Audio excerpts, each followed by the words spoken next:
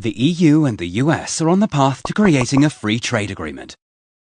The TTIP is expected to stimulate the economy through the standardization of legal regulations. Yet the question remains, is what is good for companies also good for us as citizens? Almost all of the advisors consulted by the negotiators represent corporate interests.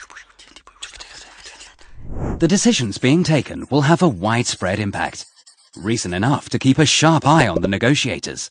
Yet this is precisely what is not happening. Negotiations are taking place behind closed doors. This does not look like democracy. What is at stake? What interests are behind the planned agreement? Hormone-treated meat, cloned cattle, chlorinated chicken, and genetic engineering have taken hold in the US. The EU still prohibits all these things. Yet corporations have made their interests clear. For example, the US National Pork Producers Council has stated that it would not accept any result in which widespread hormonal therapy is still prohibited. In the US, the practice of fracking has been massively expanded to increase gas supplies. Under high pressure, a mixture of chemicals and water is compressed into the earth. This results in the contamination of drinking water and soil.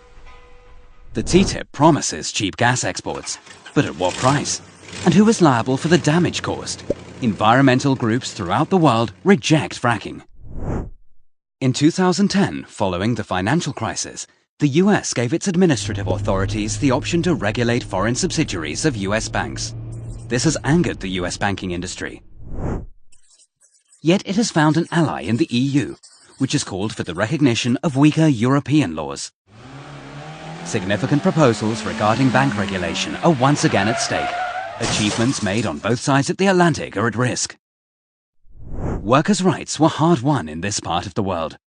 In the US, however, there are hardly any enforceable protection rights against employers. No rights for the election of works councils or for trade unions to engage in collective bargaining. These achievements would be directly threatened by opening up competition to new markets. The so-called investor-state disputes that the TTIP will enable are particularly dangerous for the state and its citizens. If a law adversely affects the profits of a corporation, it can sue the state for damages, all at the taxpayer's expense. And lawsuits are more than likely, as expected profits are negatively impacted by environmental laws, minimum wage legislation, higher taxes, or bans on individual products. What is problematic is that such complaints will not be heard before ordinary courts.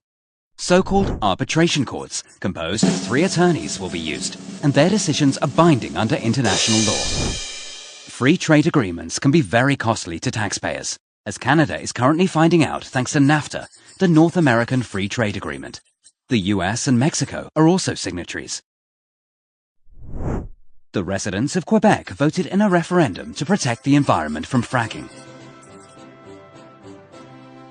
A fracking company then sued the Canadian government for $250 million in damages.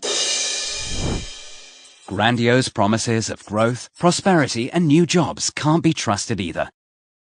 Experts estimate that NAFTA has cost 700,000 jobs in the US and has massively increased poverty in southern Mexico. This is in stark contrast to the fine words and predictions which won people over at the time, and which we are now hearing once again.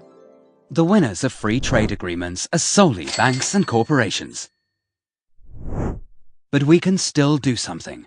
Help us stop the TTIP.